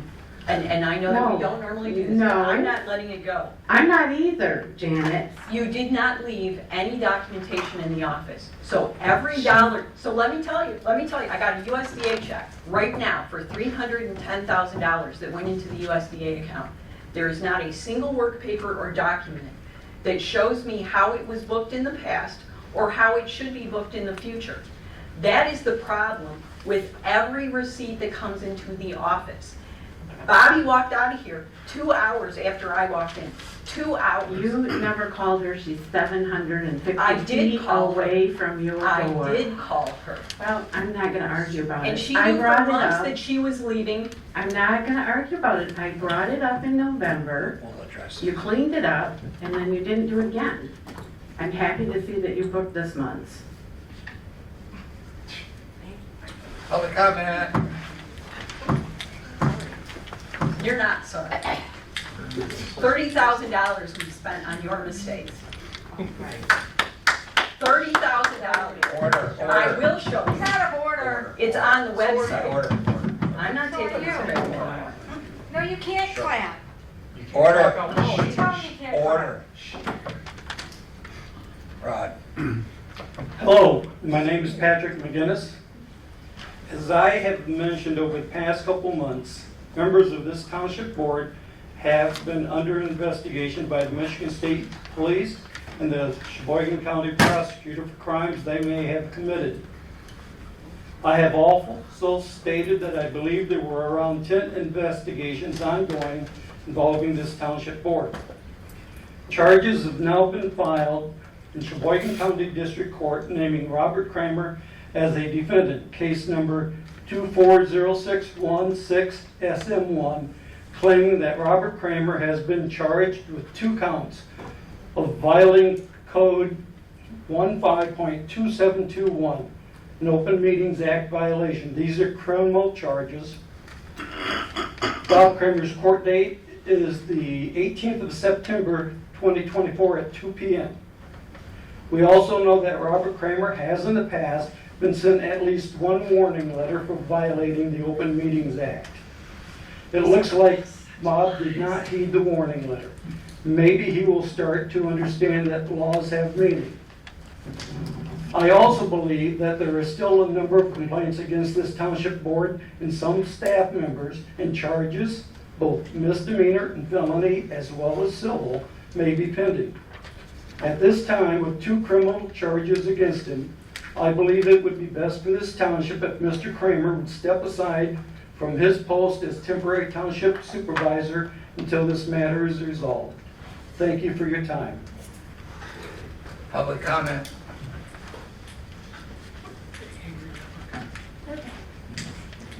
Hello, I am Kelsey Rakowski, the library director for 3 years now at the Indian River Area Library. There were comments made at the August Township Board meeting that I would like to address on behalf of the Indian River Area Library regarding the Meet the Candidates event held by the Friends of the Indian River Area Library on July 30th. I believe that it is important that rumors are addressed in a timely manner so we can all continue moving forward in a positive direction. Friends groups work with and on behalf of the library, but they are not part of the library. As separate, independent 501c3 organizations, Friends groups control their own activities and have control over the funds they raise. The Indian River Area Library was not involved in any part of the Meet the Candidates event, as the library is held to government standards. The Friends have more flexibility and can take on projects that the library cannot, such as running the used book sale in the library, hosting fundraising events, or hosting an event like Meet the Candidates. The Friends of the Indian River Area Library consulted with Claire Mendiela, the library law consultant for the Library of Michigan, to clarify the scope of their event and ensure they can host the event. On Wednesday, July 10th, Supervisor Bob Kramer requested that I email him the Friends bylaws and constitution as well as the strict rules for candidates enforced at the event, to consult with the township attorney and ensure the event was not violating any campaign law, IRS rules for 501c3 entities, and that the event was solely informational, educational, and nonpartisan. The library law consultant and the township attorney did agree that the event was legal after reviewing these documents. I find perspective is always important when considering events such as this one. The purpose of the Meet the Candidates event was to provide the space to speak directly with all of those running for local office, especially for those who previously relied on the now retired Resorter newspaper to learn about Tuscarora Township news, and who are not using social media platforms like Facebook or listening to local radio stations. To remain nonpartisan, all candidates running for the Township Board, Library Board, and local delegates were invited to attend. Providing access to information is one of the core values of the Indian River Area Library, and the Friends Group works to support that goal. There was no cost for the Friends to hold the event, so there was no financial impact for those who donate to the Friends or directly to the Indian River Area Library. If there are concerns by community members, I encourage you to come by the library to speak with me or the Friends President, Karen Hill, so we can discuss these concerns with you. We are all here to serve our community together. Thank you. Thank you, Kelsey. Glad we called the lawyers. Yes, ma'am. Good evening, everyone. I'm Good evening. Karen Hill, and I'm here as the president of the Friends of the Library and as a resident of Tuscarora Township. At last month's meeting, it was stated by an officer of the Tuscarora Township Board that there are not any activities for families and their children. I strongly disagree. So, here's why. Every Tuesday morning at 10:30, there is a music and movement program for Wigglers held at the library for little ones and their caregivers. Following this program, the library has a story time and a reading and craft activity. The library hosts an outdoor sing-along event every year in July, and this year we have 54 attendees with 29 children and 25 adults. Every other month, including July and September, there's the children's play group that meets at the library on Thursdays at 10:30. It is in partnership with COPESD. The library offers a summer reading program every year from the beginning of June until mid-July. It's for all ages, and it is filled with weekly special events and activities. The library and the Little Traverse Conservancy provide a free outdoor program every year. We have several free little libraries at the Cooperation Park in the children's playground. They're free. There's always activities including coloring and crafts at the library. And a great example of this is the week-long Wizard of Oz themed escape room at the library in July. We will also be transforming the library into a life-size Candyland. For those of you that play Candyland, come on back. This is the second year the library has partnered with the Indian River Kiwanis Club to provide outdoor movies June, July, and August. It was a beginning of a new event for our residents. The library has Pause and Read program where children and adults, families can come in, sit, and read with therapy certified dogs. This runs every other month throughout the year. We have 4 great parks in our town, thanks to the Parks Department. And at Cooperation Park, we have provided a book walk, which is open to anyone and the family. We also have a sunshade that, along with the Women's Club and the Friends of the Library, we've provided to keep the area a cool and a fun time. We have a famous local author, Jonathan Rand, always welcomes you in his shop. We have 2 beautiful beaches where, thanks to the Women's Club, there are free life jackets for children also. Big Bear has kayaking, rafting, mini golf, and more big adventures there. Okay, the Indian River Night Bazaar is held by Northland Brewing Company twice each month, all through the summer. Big Bear Barbell hosted exercise classes for our children. The Plow community has activities all year round for our children also. We have the Burt Lake State Park, and then we have a free fishing weekend that the DNR provides. The Chamber has Old Fashioned Days and Winterfest, where they always have children's activities. We've got the 4th of July. We've got lots of trails to trails, all these things. Now let's talk about the school. The elementary has a wonderful Christmas pageant program. It's just really delightful to see those faces just coming alive with Christmas spirit. They have band concerts. And of course they have all the athletic games, baseball, soccer, football, volleyball. And Minnesota does not have it all as far as going from none to one, whatever you call it. Okay, the community, the parents in our community, they offer t-ball, they offer soccer, they offer softball. Those are all put on by the parents, okay? I want you all to know also that all library programs are free and they're open to anyone who wants to come. Also, the library has what's called a Michigan Activity Pass that provides discounted and free tickets to Indian River attractions. There's a link on the library's website under Community, and this pass you can get every 7 days. So please, know that there is more than enough, 12 months a year for our children. Thank you, Karen. Thank you, Karen. Anyone else? Hi, Rod Grandy. I just wanted to thank Chief Temple. He's not here today, but let you guys know he did a great job this summer. We all know what was going on in town on our street with the driving, speeding, and they really nipped it in the butt and did a great job in that area. The other one is Doug Schofield. He does a great job. If you guys can give him a raise before you leave, I don't know, but that guy goes above and beyond. I watch him working around town. He's at the meetings. He does a great job. The next thing is the new parking lot with the sidewalk. The person that talked earlier doesn't want the parking lot or the sidewalk, that it's going to infringe on her property. But if you look, she's infringed on the roadway. There's flowers, there's rocks all the way out to the edge of the road there.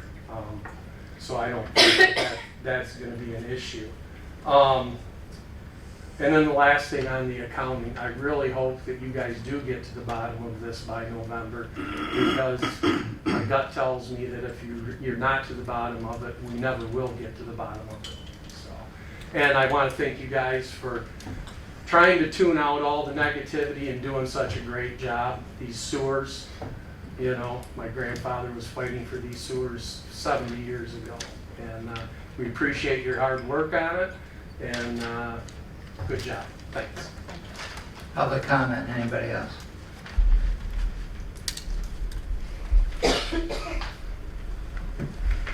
Public comment is closed. Board comment, Jan, we're gonna continue. I will start. The workers' comp audit is done. We received a notice June 1st. We scheduled the audit. The auditor that we were scheduled to meet in July quit. It had to be rescheduled for August, and they were out today.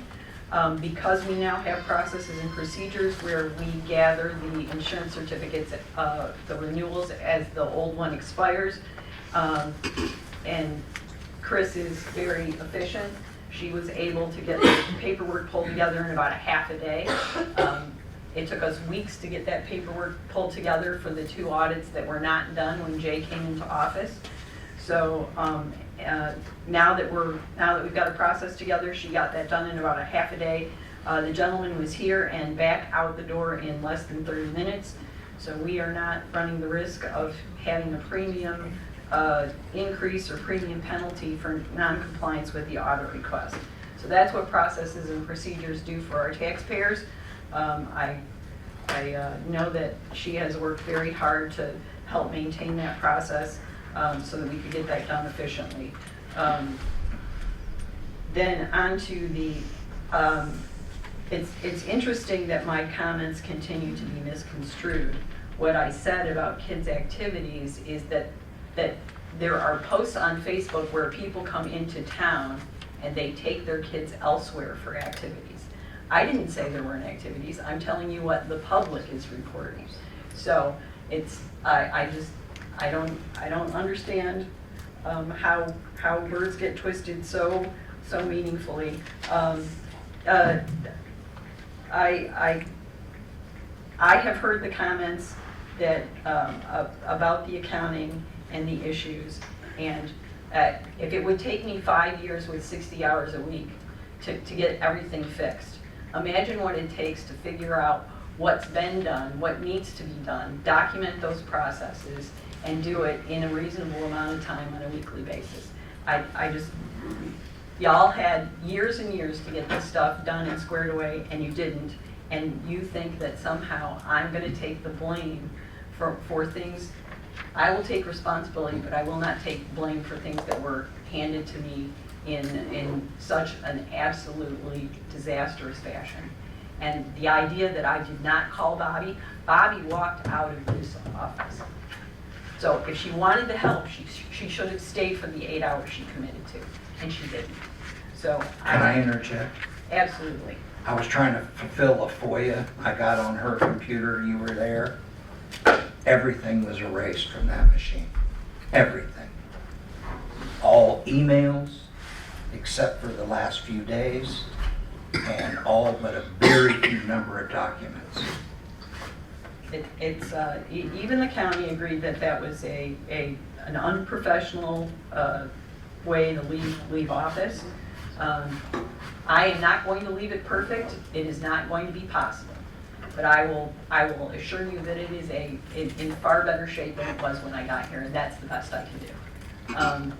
I hope it stays that way, and you know, I just absolutely the 400 grand. You know, I thought it was very interesting when Trudy read that statement. It was pretty clear to me. My gut said that it wasn't her words, that someone else had given her that information. And it was even clearer within a week on Facebook who the author of that was. It's not good for the township. It's not good for the community. I keep hearing how, you know, we all need to get along, but then there are rocks being thrown and accusations being made. I haven't done this for 40 years without so much as one complaint to come here to this township and be accused of stealing money. I have sent wires. I'll tell you a story. When I worked, I was in charge of wires. I sent a wire for $1.6 million one day, and the next day that wire was in a story about that customer on the front page of the Detroit Free Press. If you take money, you will get caught. It may not happen today, it may not happen next week, but somebody is always looking. And that was a private entity in a government entity where there are multiple constituencies looking at how their money is being used. It would be incredibly stupid to steal money. And if I did, I would tell you I would not be sitting here tonight. And I get it, you know, I can't say anything about it. I can't call defamation of character because I'm a public figure. But the people that have been working here, Dan and Chris and Karen and Amy, do not deserve to be treated like this. And the volunteers. And you all know when you said it that you were talking crap and you didn't care because all you want to do is win the stinking election. Well, good for you. Good for you. That's all I got. Anybody else? Yep, me. Bob? Yeah. Okay. First of all, I'd like to reiterate Doug Schofield is one of our best employees. And I think he goes above and beyond to try and help everybody in this community. They just call him up, they ask him a favor. If he can do it, he'll do it. And I do appreciate him. I tell him all the time when I talk to him how much we appreciate him. And I know that the rest of the community does as well. I want to just let everybody know what Mr. McGinnis said. We didn't do anything wrong. Bob didn't do anything wrong.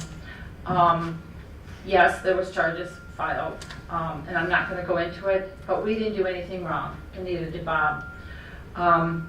As far as this warning letter, it was inappropriate for the prosecutor to send a letter to Bob giving him a warning about OMA when there was false charges. And I can say to you that this happened like a year ago. There was a false allegation made against myself and Bob about violating OMA. I went to an attorney to help me draft a letter to go to the prosecutor, explain my situation. Everything got dropped, absolutely dropped.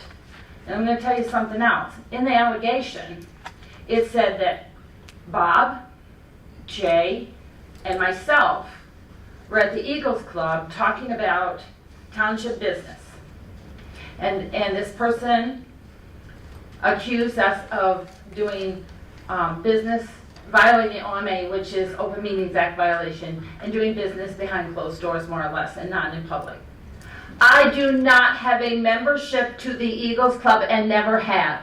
I am not allowed in the building and never have been allowed in the building. I've been there one time with my 90-year-old mother watching an Elvis impersonator. That's it. Period. So when this gentleman, and I use the word loosely, that accused myself of being in this so-called meeting so there was a quorum present lied. He lied, and I should have prosecuted him, but I let it go because I thought it was best for the community. And that's the absolute truth. And I had to write a letter to the prosecutor explaining. So for the prosecutor to write a letter of warning that he may have violated OMA is totally unprofessional and totally unwarranted. And our lawyer wrote a letter back saying just that. A letter, it was a book. Yes. So therefore, for her to give a warning to Bob about violating OMA, that never happened in the first place, because it couldn't happen, because I don't belong to the Eagles and not allowed in the building, is totally inappropriate. So I'm just saying, allegations can be made, accusations can be made, charges, Mr. McGinnis, can be made, and you still considered yourself innocent, and so does Bob. So therefore, I'm just letting you know, we didn't do anything wrong, he didn't do anything wrong. It'll go to the judge or to the prosecutor. I'm sure it will be dismissed once they figure out the facts. They're only giving one side of it now, and when both sides come out, it'll be taken care of, and I have no doubt about that. That's all I have to say. Anyone else? I just want to say that the park down by Pat and Gary's, that North Star, the landscaping, it looks very nice. Beautiful, yeah. When you go by there, it really is a nice addition to what they did to that area. It's really nice. So it's exciting to see the DDA finally coming through with the wires being buried in town. That's exciting. Yeah, that's going to be really exciting for our town. And I'm excited to see a lot of these things moving forward. November can't get here fast enough for me. I'm super excited for the new people to take over. And I just hope everyone continues to have a great summer and enjoy the rest of this weather. It's just been so nice. And we're so lucky not to have a lot of fudgies around. So get out there in Bear Lake and enjoy it. Sorry, I had to add it. I still like and I want to say, you know, that's really nice about the ice rink, because I remember my kids, they all played hockey and ice skated, and as a mom, I would be down there shoveling the rink. And it was just unbelievable. I still can't believe it. My husband actually threw the shovel away this summer when we were cleaning out the garage. We found it. We both just looked at each other and laughed because it was stuck in a corner, and it was so beat up from shoveling it. But God love them for doing this for our community, because as a hockey mom and figure skating mom, I really appreciate that. And Corporation Park my mom was on the board, and her heart was really into that for the kids of this community. So I'm grateful for that. Things are really moving forward. We're getting a lot of things done, and I'm happy to see that. So kudos. Jay? Real quick, folks, for the board, the river steps, we're still not making progress as fast as I would like, but they are making progress, and I have assurances from the owner of the in-between that all this will be taken care of, but basically it has just shifted something horrible. In fact, even the steps are going to have to be boosted up with foam and stuff, but I'm confident. Jason's told me repeatedly they're going to take care of it, and we've already got the engineering report for him, and we've already filed a claim, but I don't see it necessary to do that. I'm just encouraging him to get it before the snow falls. Beth, could you stay after? You have time to stay after? Not much, but yeah. Okay, thank you. Records. We have a thing called the Records Retention Act around here. So when I leave, I will not be deleting everything from my computer. Mike didn't do it. So what I did, just so everyone's aware, all of Mike's stuff is on a disk or a drive in the records room. So I will be backing up every single thing so it can't all of a sudden get lost, and it will be in the records room. So plus we have a shared drive, so we should be really good shape, and we'll leave some notes and go for there. So is there anything else? Motion to adjourn. I make that motion. Done.